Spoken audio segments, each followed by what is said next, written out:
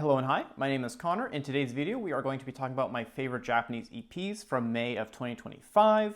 This is my series that I do every month where I talk about my favorite EPs of every month for the year 2025. And if you haven't seen my others, you should check them out. There might be a link right around here somewhere if I can figure that out. Shouldn't be too hard, but you never know. I feel like for this month, I spent a lot of time listening to very jazzy, sort of atmospheric, sort of ambient music. However, there is still some rowdiness that I want to talk about as well. And with that said, let's start with the first EP, which is going to be from the hip-hop group Dos Monos with their new EP, which is titled Dos Moons. So I've been a fan of this band since 2019 when they released their first album, and ever since then, I have just really liked pretty much everything they've put out. Now, what I will say is that I never really got a chance to really sink my teeth into their album from last year. I have listened to it a few times, but it just never really stuck for me. However, what I'm very happy to say is that this EP is fantastic and has me absolutely hooked. So in case you're not familiar with this band, their music is just wild and crazy and is very much what I would call experimental rap hip-hop. I think they were at their absolute zaniest probably on that first album, and they've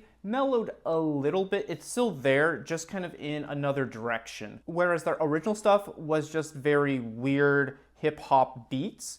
Now it's like regular hip-hop beats, but also taking inspiration from every genre known to man ever and just having all of that in like one song. And so with that said, that is a lot of what this EP consists of, which I'm very happy about. I think all of their very weird stylistic flourishes just come together very well across every song on this EP. Like, for example, there is a song on here called Pearl, and that song is like a crazy experimental hip-hop song, and then it turns into a house song for like 10 seconds, and then it ramps back up and it's insane again. It is so off-putting, but I love that. And I just feel like this album is always keeping you on your toes as a listener, and that is just so much fun. So speaking of fun, there is another song on this EP called Lee Merlin, and that is exactly what I think the song is. It just sounds so wild and energetic, and I think everyone just sounds fantastic here because they are having so much fun. And because of that, I just feel like that's the best way to actually talk about this album. It is just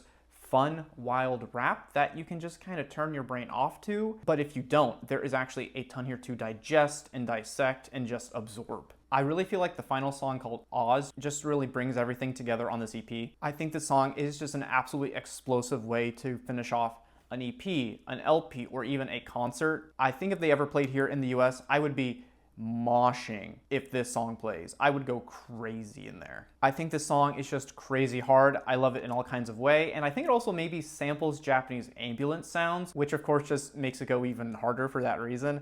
I would kill for this song to be on a full album, or for a full album to sound like this song, or really anything on this EP. I just really love everything here. And I think that even if you aren't really a fan of hip-hop or maybe even electronic music, I think you could just appreciate how the band is very good at making order out of chaos, but still kind of boosting that chaotic aspect. Yeah, I think you should check this out. Okay, so next up is the new EP from the band Tamanaramen, which is called Clover. I feel like the best way to describe this band is that Tamanaramen is like an electric duo just committed to making really cool sounding music, whether it's slow ambient electronic or whether it's very dancey sort of pseudo pop electronic. They kind of do it all and they make it sound awesome. I feel like on this EP in particular, they are really channeling Floating Points, and I love his work. I've talked about that in the past. I'm a big Floating Points fan, and I'm so happy to hear that they maybe really like him too, because I would love more of his music from everyone on the planet. And I say that primarily because of two songs on this EP, one of which is called Part of You and the other is called Heart Drum. I feel like these two songs are much dancier than pretty much anything they've really ever made, and I love that. And so I really hope they continue down this direction because I think they make really good music in this sort of style. So there is another song on here called Sketch, and this has a really cool soundscape to it. So I have to believe that they recorded the sound of maybe like crumpling paper and actual sketching, and also maybe like a campfire. I think ultimately my favorite song is probably that one I mentioned called Part of You. And I think it's because it is so dancey, and I love how well the vocals work alongside the instrumental here too. I just think that there is this fantastic symbiotic relationship between the vocals and the instrumental track, and it is just pure bliss. Okay, so next I want to talk about an EP from a band that I can't really find much about, and I don't think that's particularly on purpose. So I want to talk about the new EP from the band Pinballbally, which is titled Alpha Channel.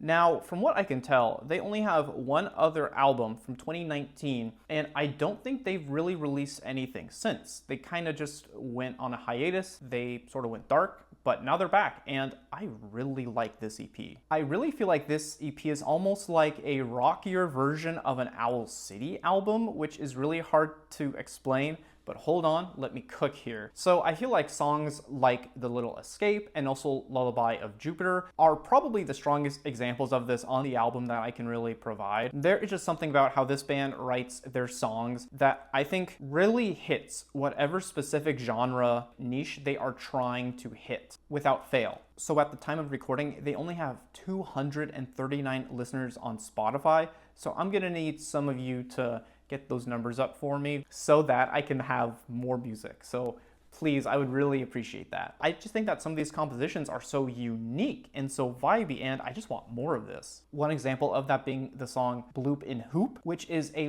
very summery glitch pop, glitch rock song that I don't really know where else I could really go for music like this. It's just so stylistically unique. I think this is a ton of fun.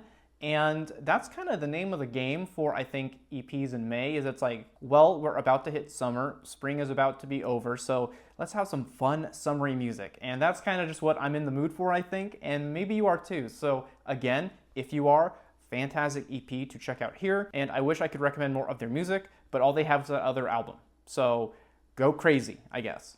Okay, so next up we have the debut EP from the band HUGEN with their EP titled Matsuri, which means festival in English. It is a lovely small jazz EP which also incorporates newish pop techniques alongside very traditional Japanese instrumentation. And so while yes, the opening song Ogenkyo sounds like something out of a Japanese ceremony at like a shrine or something, the following song called Dancing Children is much closer to maybe a modern chillwave song by Toro Imwa. And that is weird to say, but oh my god, that style fits them perfectly. And also as a side note, I think this is a band, but it might also be a solo artist with other people in like his project. I'm not quite sure. I'm just gonna call them a band just because I know there are other musicians, not just one guy doing everything here. I mention that because there is a lot of analog instruments here in the songs and in the mixes. Like for example, there are these very beautiful sounding chimes and also a saxophone on that song called Dancing Children. However, there is also a lot of almost not quite trap production or like pop production, but I feel like very mainstream appealy sort of electronic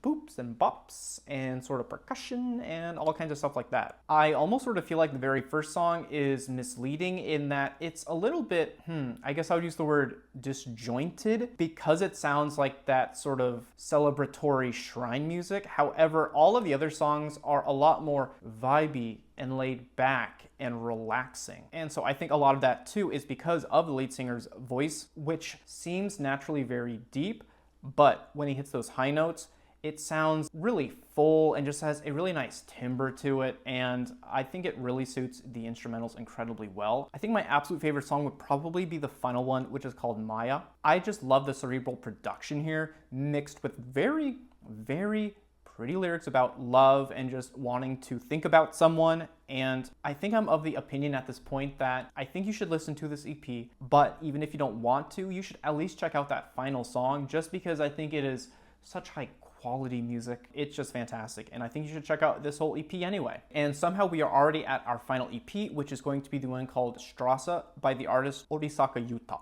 I took 3 years of German in high school, and I know that Straße in German means street. And I feel like that's kind of the vibe and sort of almost the setting for this sort of EP. It sort of seems like these are songs a maybe street busker would play maybe. And I think that's maybe what he was going for, especially with the cover art featuring him in front of like a monument, presumably in Germany, I think. I think in general, this album just features some like jazzy folk arrangements that are centered on like very lively guitar riffs, and all of that just comes together in such an amazing way. There is one song on here called Akibono, which I believe was released 7 years ago, And for whatever reason, he keeps re-releasing it. So the version on this EP just sounds really delicate and just like fragile in a very hearty kind of way. And I think that's really the music that Yuta just excels at. And so while I would say that that is the case for most of the music on this EP, there is also some very powerful guitar work on some songs too,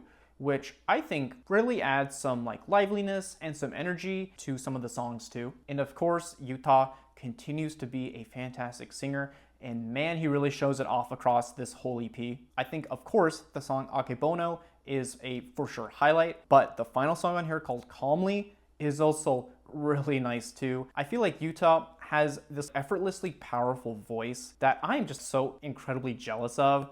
And I just think he sounds fantastic on this song in particular. One other thing I want to mention too is that I don't know who the drummer is, but they're killing it across this entire EP. I would almost say that they're the highlight in a way. Though I think the guitar is still kind of the standout instrument here, but man oh man, that drummer's going crazy. I think if you just want some nice, easygoing, light listening, check this out. I think you'll like it. It's so jazzy, it's so cute. It is going to stick in your head too, I think. So please check it out. And so those are all 5 of the EPs I wanted to talk about in this video. As usual, please let me know if I missed anything or if there were some that you would recommend based off of what I've listed here or in my other videos. And I really hope you check out some of these EPs because I think they are truly worthy of your time. So thank you again, and bye-bye.